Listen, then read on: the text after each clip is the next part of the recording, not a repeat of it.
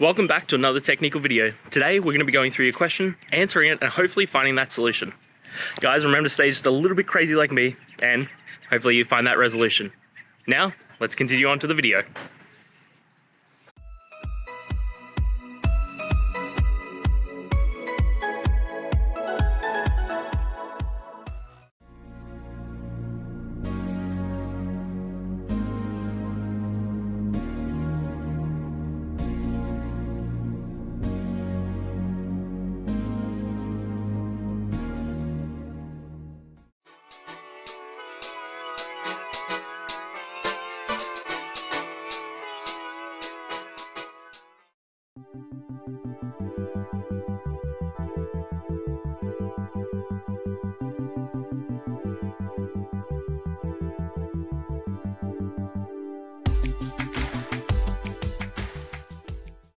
And that's it, guys. We've gone through, found the solutions, and hopefully answered your query.